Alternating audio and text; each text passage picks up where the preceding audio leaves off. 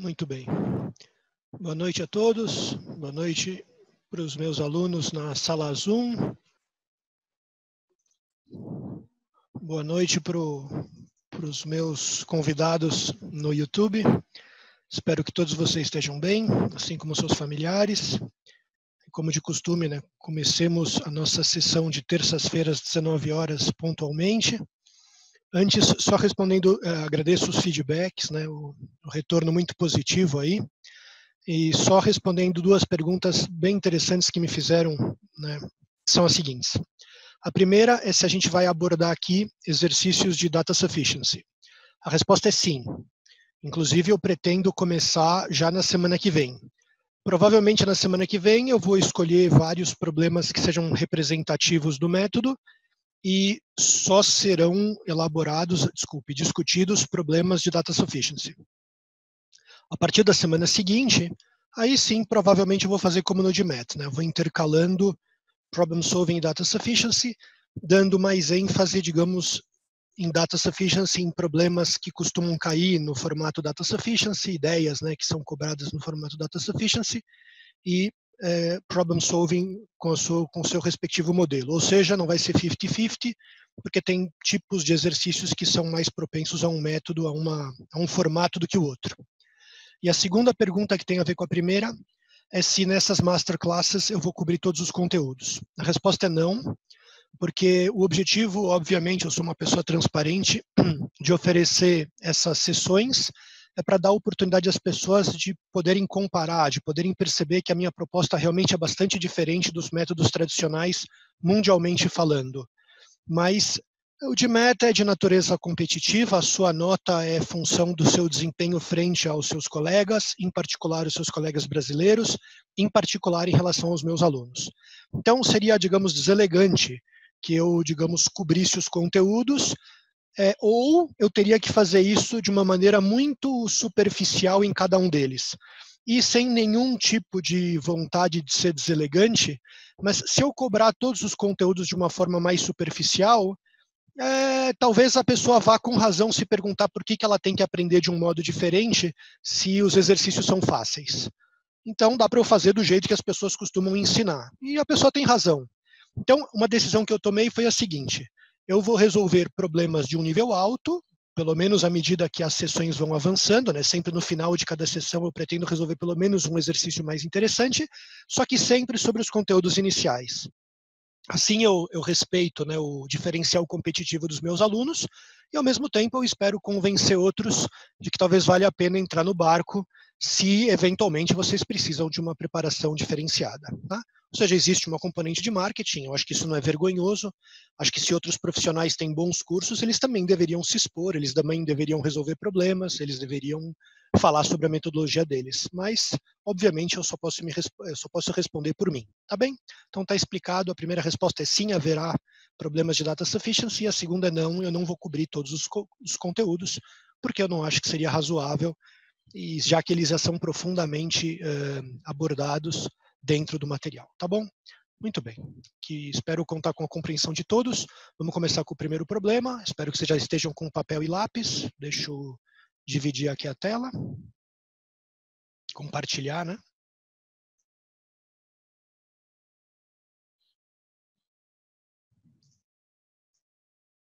Vamos começar.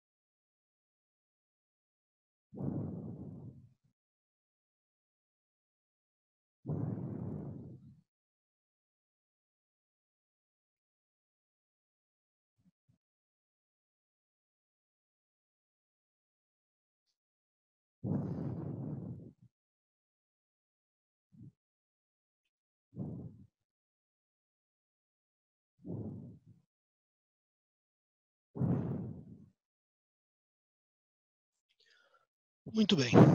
Bom, como todos devem imaginar, né, se trata de um exercício bastante simples, só de aquecimento. Mesmo assim, é interessante para a gente comentar um pouco a respeito da forma como o método aborda exercícios dessa natureza.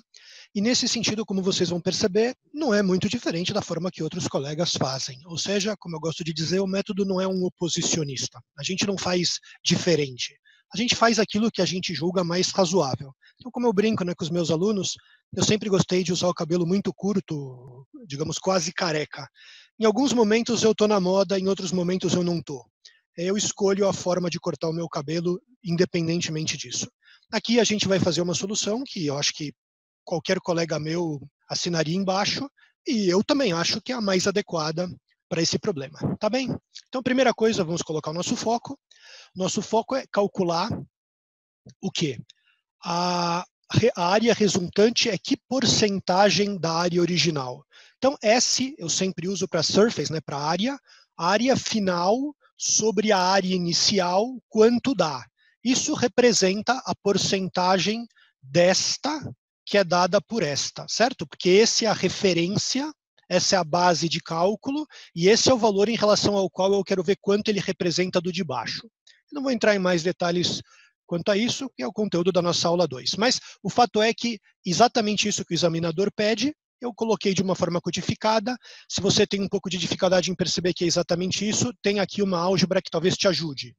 A área final é K vezes a área inicial. Portanto, o K, que é o que a gente procura, o nosso foco, é exatamente esse quociente. Então, se o K der, por exemplo, 1,2, significa que a área resultante é 120% da área inicial. Ou seja, a área resultante é 20% a mais do que a área inicial. Tá bom? Eu acho que isso é suficiente para a gente poder abaraçar já o problema. Só que, diferentemente do que aparenta aqui, que é uma forma algébrica, entre aspas, técnica de começar o problema, na minha opinião, esse exercício não deve ser resolvido de uma forma abstrata. Por quê? Porque uma das coisas importantes na tríade vencedora é o formato das alternativas. Uma vez que nós temos aqui 5 alternativas numéricas, a gente já sabe que a resposta do problema independe de qual retângulo que você toma de saída. O que eu quero dizer é que se esse retângulo for, por exemplo, um quadrado e a resposta for A, então se o retângulo tiver lados na proporção de 1 para 5, a resposta também vai ter que ser A, desde que, obviamente, tudo seja respeitado. Portanto, já que eu posso levar em conta essa arbitrariedade do retângulo, eu poderia tomar como caso particular, por exemplo, um quadrado e escolher para ele uma área simpática. Se o quadrado tivesse, por exemplo, lado 10, a área do quadrado seria 100, e é um ótimo número de partida. Porque se você descobrir que o final deu, sei lá, 125, então a resposta vai ser 125%, e seria a resposta C, por exemplo. Tá bem? Mas eu não vou escolher o quadrado. Eu vou explorar um pouco mais um caso particular que eu acho até mais elegante. E o caso mais elegante é, na minha opinião, o do retângulo de dimensões 1 e 100. Porque, obviamente, a área dele é 100, como no caso do quadrado, só que uma vez que o enunciado nos diz que a largura aumenta 25%, é mais fácil colocar 125 a partir de 100 do que se fosse 10 e 10, ainda que também seria óbvio. Né? E como a altura permaneceu constante, ficou bonita e ficou 1. E agora o nosso bônus, né, dessa escolha modéstia à parte elegante é que claro que essa área é 125 e claro que essa área é 100. Portanto, com isso, indo para o nosso foco, a gente chega na resposta 125%, e aqui eu fiz questão de frisar, né, o formato das alternativas é muito importante, e como aparece o que a gente chama no método de borboleta, a borboleta é um substituto para 1 sobre 100, né, para 10 a menos 2. Portanto, temos aí 125 com uma borboleta à sua direita, cravando de fato a resposta C. Um exercício bastante fácil e, a meu ver, uma solução verdadeiramente satisfatória. Tá bom? Joia. Vamos, por favor, ao próximo problema.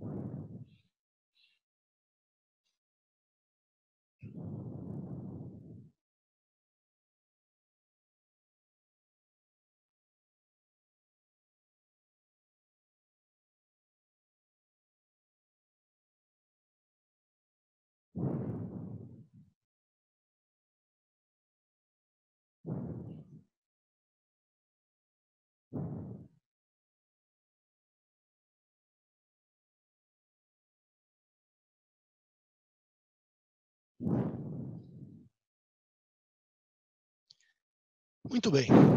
Esse eu vou tomar a liberdade de ler junto com vocês para mostrar como, por exemplo, o método sugere já de saída uma primeira leitura. A, B, C e D estão discutindo notas na escola. O A diz, se eu tiver um A, ou seja, se eu tiver nota máxima, o B também vai ter nota máxima. O B fala, se eu tiver nota máxima, o C vai ter nota máxima. O C fala, se eu tiver nota máxima, o D vai ter nota máxima. Se tudo isso é verdade, e só 2 deles tiveram a nota máxima, quais deles que tiveram? Percebam que eu deliberadamente omito o A como sendo nota máxima, porque eu não quero misturar o A com o Albert, que é a pessoa A, certo? Tudo isso, como eu gosto de dizer, são pequenos detalhes que ajudam o seu cérebro. Você tem que ser amigo, amiga do seu cérebro, não é? Você não pode se sabotar, que é muito comum, né? Normalmente alunos inseguros fazem isso, porque é uma forma no inconsciente de, entre aspas, justificar digamos, o mau desempenho que se avizinha, né? Os alunos fortes fazem o contrário, eles vão tirando da frente as dificuldades porque eles estão preparados, eles se sentem merecedores, tá, de uma nota elevada. Bom, isso entendido, como é que a gente vai escrever o foco, como é que a gente vai colocar os dados e como é que a gente vai se orientar pelas alternativas, não é? Ou seja, como a gente vai implementar a tríade vencedora. Então, vejam como, agora, diferentemente de no primeiro problema, eu fiz isso de propósito, em que lá a exploração de um caso particular me parece ser de longe a solução mais objetiva, mais segura, mais dinâmica, mais rápida, mais recomendável, aqui a estruturação resolve o problema. Porque se você sabe um pouquinho de símbolos matemáticos, o que a gente, claro, que usa durante o curso e o aluno vai se acostumando, caso ele não esteja muito familiarizado, o que está dito aqui é o seguinte, se o Albert tiver nota máxima, nós sabemos que a Brenda vai tirar a nota máxima. E se o B tiver nota máxima, a gente sabe que o C vai ter nota máxima.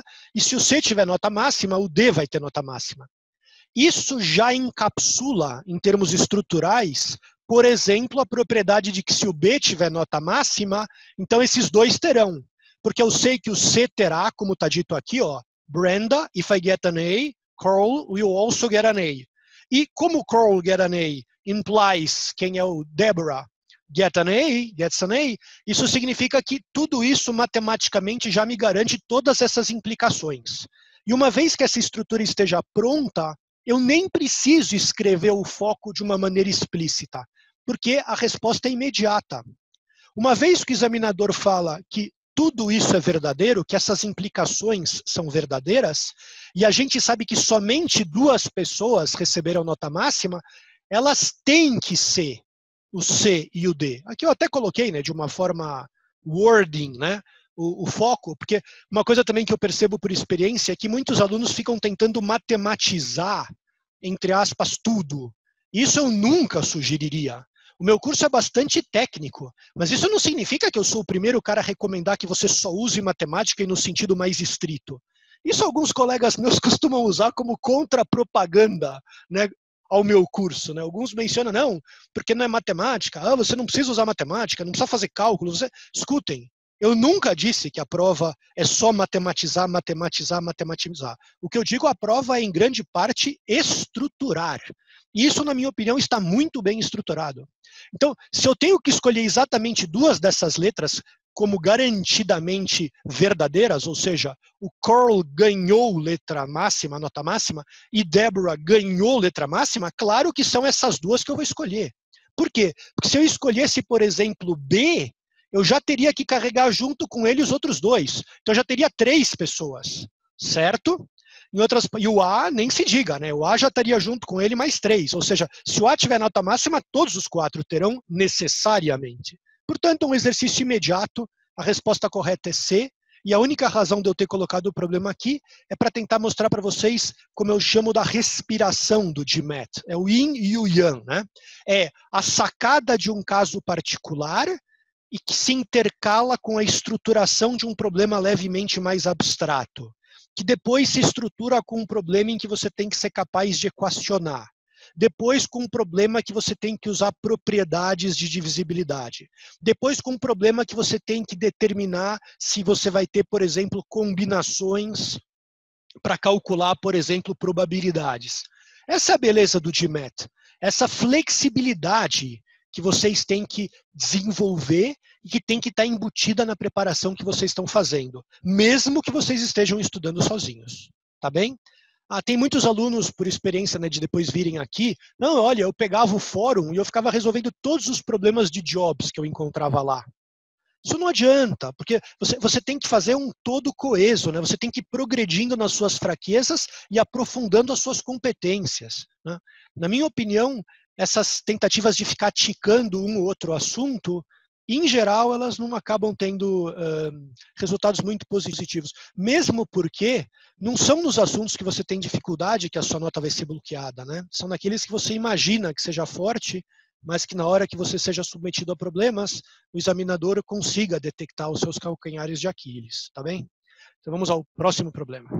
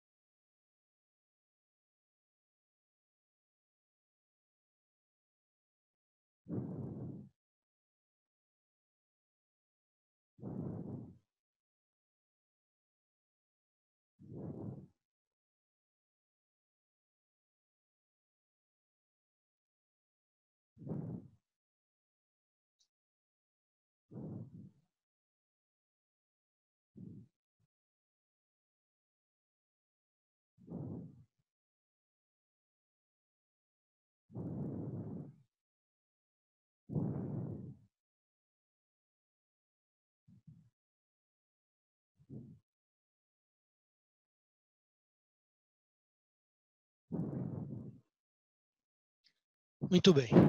Bom, antes de mais nada, o pessoal da sala está reclamando que os exercícios estão muito básicos.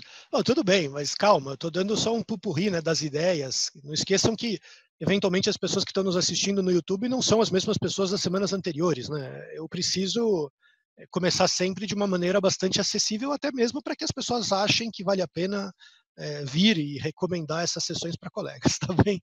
Muito bem. Bom, mesmo assim, esse exercício dá um pouquinho mais de trabalho.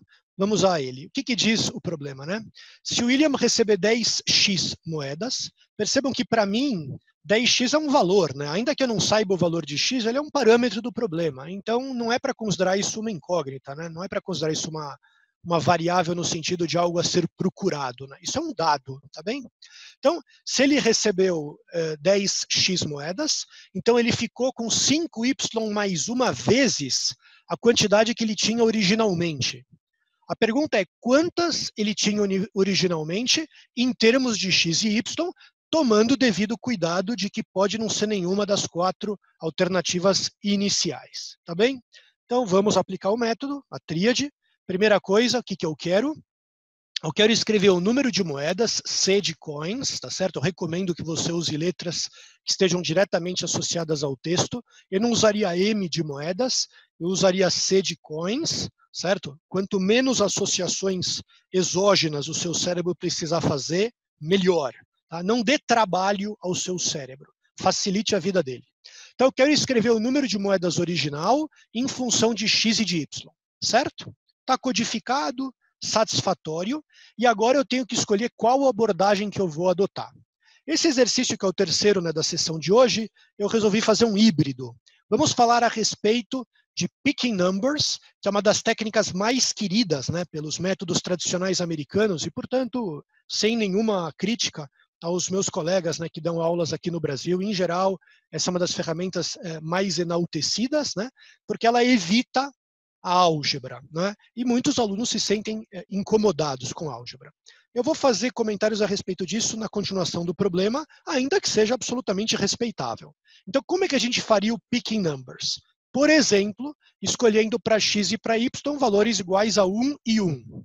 Já já eu vou explicar para vocês por que essa escolha não é boa, vai ficar evidente pelo problema, mas é talvez a mais natural, porque são os números mais baixos, os mais simples para fazer conta, que muitos alunos fariam, tá? Então, o que isso significa com esses casos, com esse caso particular para x e para y? Significa que quando o William recebeu 10 moedas, né, 10 vezes 1, ele ficou com 6 vezes o que ele tinha no início. Muito bem. Então, se ele recebendo 10 moedas, ele ficou com 6 vezes o que ele tinha no início, então, se ele começou com C e ele recebeu 10 moedas, ele tem que ficar no final com 6C. Portanto, claro que 5C deu 10, o C deu 2, e esse é o que a nomenclatura americana usualmente chama do target. Em outras palavras, eu sei que quando o x for 1 e o y também for 1, espera-se que a resposta correta dê 2, certo? Alguns professores não usam esse nome, mas originalmente, né, da fonte onde tudo isso criou, que são esses livros internacionais, é muito comum usar esse termo, tá bom?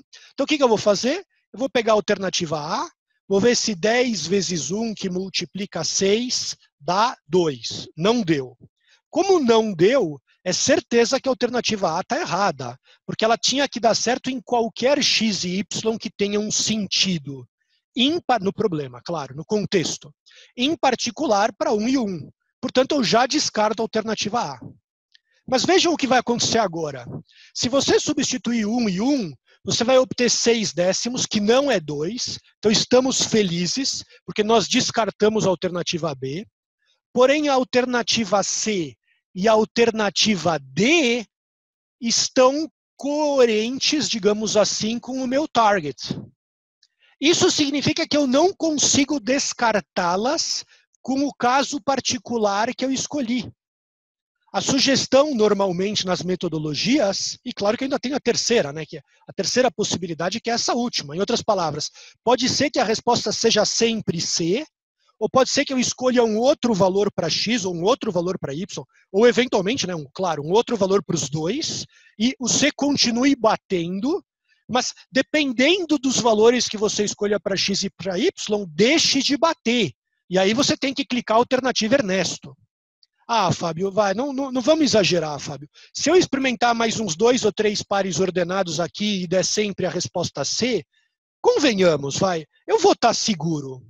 Eu concordo, eu concordo. Se você experimentar, por exemplo, agora x igual a 1, y igual a 2, e o C bater, e o D for descartado, e depois você experimentar, sei lá, 2 e 2, e o C continuar batendo, provavelmente entre a C e a E é enormemente provável que a resposta correta seja C. Está correto.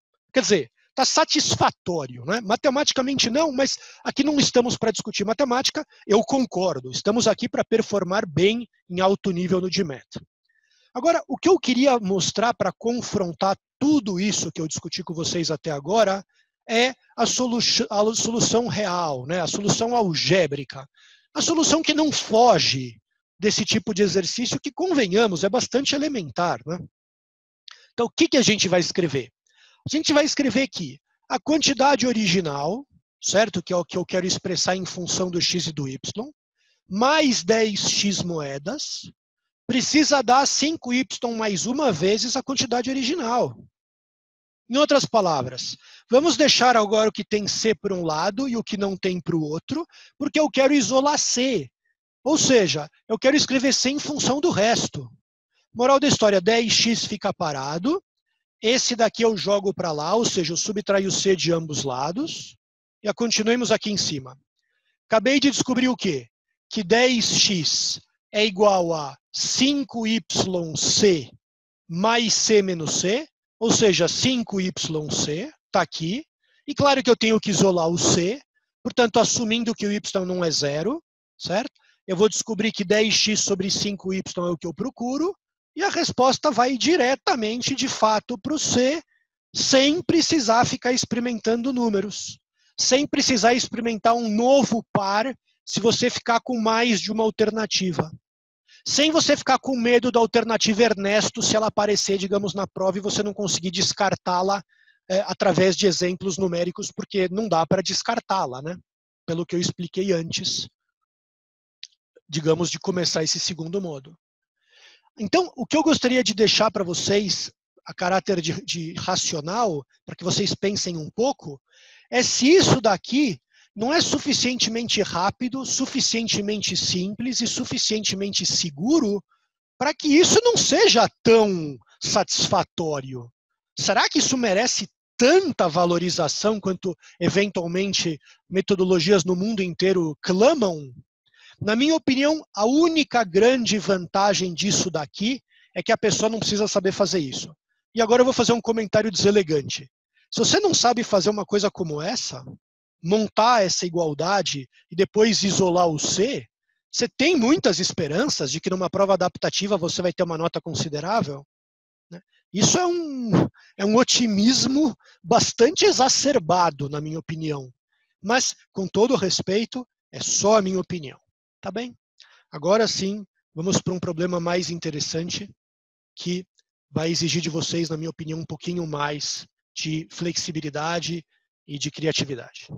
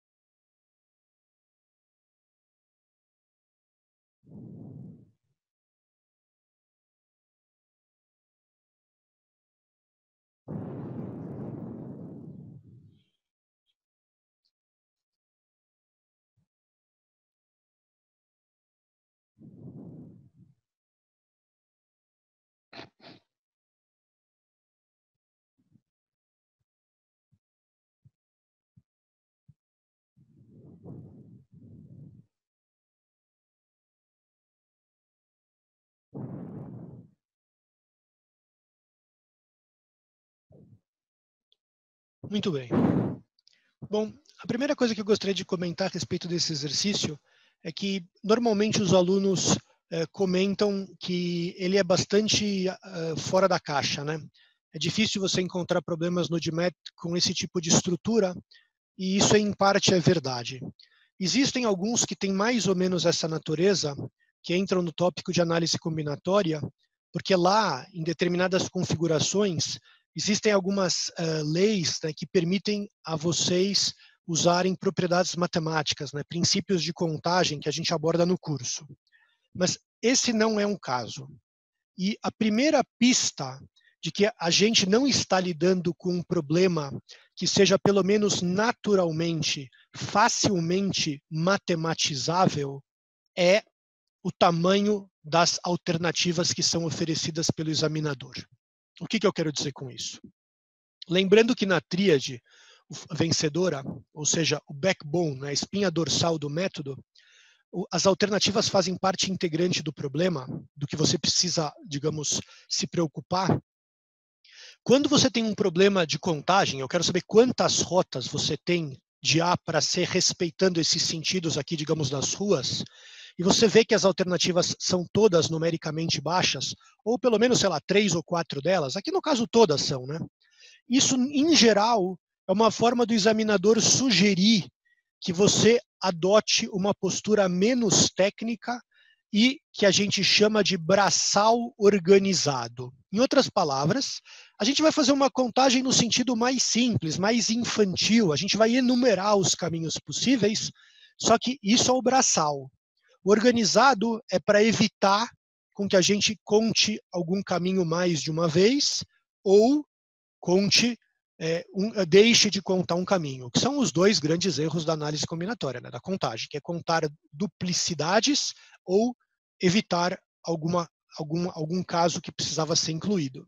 Então, o primeiro modo, além, obviamente, do foco, que é ir de A para C, número de caminhos, respeitando aqui os sentidos das ruas, vai ser o que a gente chama no método de braçal organizado.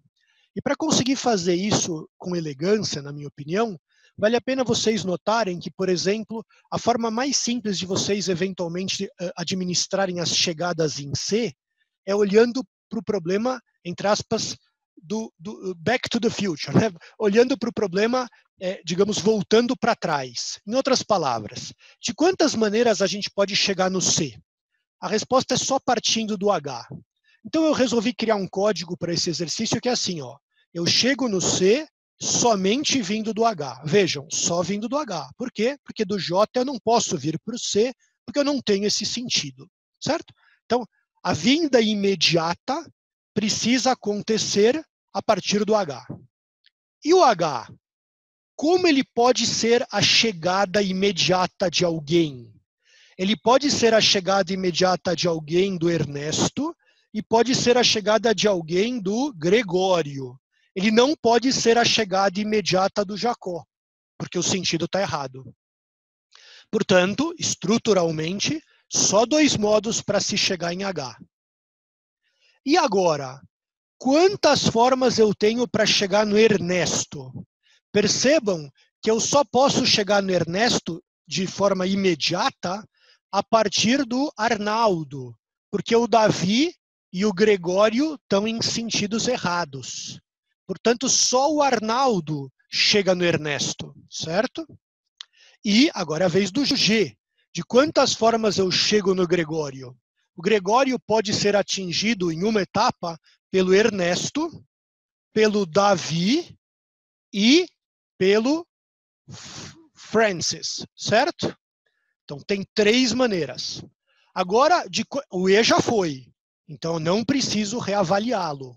De quantas formas eu posso chegar no D? Resposta, posso chegar no D vindo do Arnaldo e vindo do Ernesto, certo? Do Gregório não dá e do Francis também não dá. E de quantas formas, o Ernesto também já foi, né? Então eu não preciso fazer. De quantas formas eu consigo chegar no Francis? Exclusivamente a partir do Davi, tá certo? Muito bem. Isso resolveu o problema. Mas se você não está enxergando aqui, digamos, os caminhos percorridos, eu resolvi, em termos didáticos, facilitar para você. Então, o que eu fiz? Eu juntei tudo isso. Olha que simpático. Ó. H para C está aqui em cima. O H tem 2 possibilidades, ó, vindo do E e vindo do G, certo? O E só vindo do A. O G vindo do D, do E, do F, certo? Aí, ó, acabou, né? O E é imediatamente aqui, ó, vindo do A, já tinha isso antes, eu só copiei. Você já vai entender porque eu copiei. O A para o D, certo? O A para o E, e aí o E para o D, e de novo o mesmo racional. Portanto, por que eu resolvi escrever isso? Porque para fins didáticos eu queria que vocês percebessem o seguinte, ó, que esse caminho de cima é esse, ó, A, E, H, C. Então essa é a primeira forma que dá para chegar do A até o C. Qual a segunda forma, digamos? É A, E, G, H, C. Vamos ver, ó. A, E, G, H, C. Certo? Outra forma. A, D, G, H, C. A, D, G, H, C. Sim? Com isso, se você entendeu essa maneira, digamos, de conduzir aí a narrativa, o racional, a estrutura, você entendeu que nós temos o quê? Nós temos um caminho, 2 caminhos, 3 caminhos, 4 caminhos, 5 caminhos e 6 caminhos. Ou seja, nada mais do que a quantidade de pontas à direita, tá certo? 1, 2, 3, 4, 5, 6 caminhos, que é a resposta correta. Fábio, pois não. Por que nesse caso em particular, não é natural que a gente tenha alguma solução mais matematicamente elegante? A resposta, como eu faço em algumas vezes durante o curso, né, no método, explicando, é que não se espera uma solução muito geral de um problema muito particular. E eu vou tentar deixar claro o que isso significa nesse exercício. Eu espero que para vocês, depois da gente ter discutido, né, essa solução, tenha ficado evidente o seguinte comentário que eu vou fazer agora. Se essa flecha, por exemplo, fosse ao contrário, fosse para cima, a avaliação matemática do todo seria bem diferente da que a gente fez. Deixa eu me fazer claro. Eu não estou dizendo que eu não faria da mesma forma, eu faria. O que eu estou dizendo é que, matematicamente, eu preciso notar que a mudança de um único sentido já muda consideravelmente o problema. O que eu quero deixar claro é que esse problema é muito particular, porque os sentidos dessas ruas foram pré-estabelecidos de alguma forma, digamos, aleatória, que não me permite acreditar que existe uma forma muito natural de lidar com isso de uma forma abstrata. É isso que eu quis dizer. Eu sabia quando eu fui criar, né, fui colocar esse problema, eu criei há tempos atrás, mas quando eu fui incluir esse exercício nesse webinar, nessa masterclass, eu sabia que essa afirmação que eu acabei de fazer a respeito de caso geral e caso particular não ficaria muito clara. A verdade é que esse tipo de maturidade a gente desenvolve dentro do curso de maneira mais suave. Mas para aqueles dentre vocês e também aqueles que vierem futuramente a ver a versão gravada, que entenderem o que eu quis dizer, saibam que vocês estão em sintonia com o curso. Porque o curso foi feito para que, digamos, você tenha esse grau de sensibilidade, né? É como gente, por exemplo, que não gosta de música de concerto, né? Que alguns chamam de música erudita. Não é que ele não gosta ou ela não gosta, é que eventualmente não apurou os sentidos, entendem? Não é uma coisa elitista. Não é, digamos, é uma forma de enxergar, de ouvir, de sentir música. Matemática, e em particular uma preparação para o GMAT, também tem isso. Preparações mais simples são mais populares, né? Assim como, sei lá, um pagode é mais popular. Ainda que eu não esteja aqui querendo fazer juízo de valor em relação à validade do pagode e nem da preparação que é oferecida pelos meus colegas ou por cursos internacionais. Eu só estou dizendo que esses comentários que eu faço são incomuns, mas estão de acordo com essa visão um pouco mais elaborada, que, na minha opinião, é necessária para uma performance num nível maior. Tá bem? Ah, Fábio, isso entendido. Não tem como melhorar essa solução? Tem. Mesmo ainda em nível de GMAT. Essa melhora, que pode eventualmente deixar vocês bem impressionados e que eu vou mostrar agora, não se enganem. Ela é simplesmente uma outra forma de se enxergar o que eu acabei de explicar. Mas como não é tão óbvio que sejam equivalentes, eu vou apresentá-la para vocês, né? É um método clássico chamado enumeração de vértices. Vocês vão entender agora, a partir desse exemplo. Então, eu vou começar com a chegada, tá? E eu vou me fazer a seguinte pergunta. De quantos modos eu posso chegar em C a partir de cada um dos vértices em consideração? Então, vamos começar com o próprio C. Bom, eu já estou no vértice C. Então, tem uma forma de eu chegar no C, é já estando nele. Eu sei que isso é esquisito, mas é uma forma de te fazer aceitar que o próprio vértice vai receber o número 1.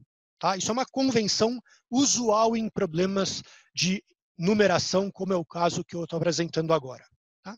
Nem sempre se faz, mas a primeira ideia é essa, e se não for para numerar com 1, vai haver um motivo específico. Mas a gente aqui está entrando em coisas que agora sim fogem do escopo do GMAT, então esqueçam isso, tá bom? E o H? esse vértice vai receber, ou o J, sei lá, o J vai receber que número? Né?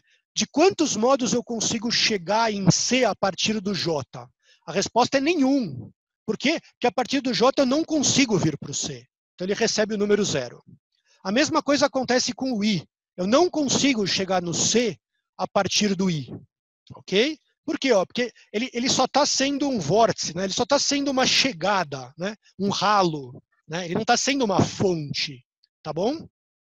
A mesma coisa acontece com o B. Ele também, olha, é um ralo, né? É um escoamento. Né? É aqui que tem o buraco da água na bacia, tá? Na banheira. Né? A água só sai por aqui, tá bem? Agora o H é mais interessante, né? De quantos modos eu consigo chegar em C a partir do H? Uma maneira só, porque é só por aqui, né? Por aqui não vai dar, porque aqui é 0. Nesse momento você começa a perceber uma propriedade interessante, né? Esse cara aqui vai ter que ser a soma desses dois, né? Se você considerar essa convenção 1. Por quê? Porque tem uma maneira que é vindo por aqui, então, entre aspas, eu escolhi esse 1 para ser satisfatório nessa soma, né? 1 mais 0. Só que aqui, como não tem forma alguma e ele está vindo para cá, então daqui ele não vai conseguir chegar. Então, o H realmente recebe o número 1. Né? E agora, e o G? Por que só tem uma forma de chegar no C a partir do G? Porque se ele vier para o H, tem uma maneira. Só que se ele não vier para o H, olha, para cá ele não tem nenhuma forma, para cá ele também não tem nenhuma forma, e ele não pode ir para os outros lados porque é contramão. Certo? Muito bem. Veja que ele também é a soma dos caras que estão se ligando a ele aqui, tá vendo? 1 mais 0 mais 0. Né? E o F? O F também é 1. Porque se ele chegar até o G, ele consegue completar e o G consegue fazer isso de uma única maneira. Se ele for para o B não consegue terminar o jogo. Então, por aqui não vai. Né? Então, veja que, de novo, e aqui também, né? No I também não. Então, 0 mais 0 mais 1, a gente ficou com 1 aqui. E agora você já entendeu a continuação da brincadeira, né? Por quê? Porque o D, ele não pode vir para cá porque é contramão. Aqui tem 1 com 1, isso acaba dando 2 dele. Né? O E tem 4, porque se ele vier para cá, ele pode ter 2 formas para continuar o percurso. Aqui tem uma forma para continuar o percurso. Aqui tem uma forma para continuar o percurso. E, finalmente, de Oscar goes to 6. Por quê? Porque se ele vier para cá, tem 4 formas de continuar o percurso. E se ele vier para cá, tem 2 formas de continuar o percurso. O que isso tem a ver com isso? Depois essa versão gravada vai ficar disponível para vocês. Se vocês quiserem, vocês paralisam e avaliam como esses caminhos estão associados a essa numeração. E vocês vão perceber, por exemplo, que não por acaso, olha, 1, 2, 3, 4, 5, 6 vértices As, que é a resposta que a gente procurava, né? 1, 2, 3, 4 vértices Es, né? Que era a que a gente tinha aqui esse número. Veja, o E não precisa ser a ponta direita, porque, digamos, esse 4 é contado dentro desses 6. Tá? Então, o que eu quero, no fundo, dizer é que uma boa compreensão do que eu fiz aqui e aqui, no fundo, é a justificativa matemática para a validação dessa abordagem. Tá bom? É isso aí. Bom, eu queria agradecer, principalmente, né, a presença do pessoal do YouTube. Queria contar com vocês, se Deus quiser, na semana que vem. Por favor, vejam os vídeos anteriores no nosso canal no YouTube. Acompanhem nossos exercícios praticamente diários no Instagram, que está fazendo bastante sucesso. São problemas com a respectiva solução. Problemas para aqueles de vocês que gostam de problemas de um nível mais alto. Eu tenho selecionado, criado, postado problemas muito fortes no Instagram, tá certo? Então, lá pode eventualmente ser bastante atraente para vocês, e me façam uma gentileza. Né? Convidem colegas de vocês para estarem presentes nas próximas sessões, porque, digamos, também me ajuda a poder divulgar o meu preparatório, tá bom? A divulgação é muito importante para mim, para poder, digamos, ter oportunidade de dar acesso a esse método para mais pessoas. Tá bem? Pessoal do Zoom, por gentileza, fica comigo, que a gente vai fazer mais problemas e a gente também vai discutir suas dificuldades e a sua rotina de estudos, o que vocês estiverem inseguros, inseguras e tudo mais.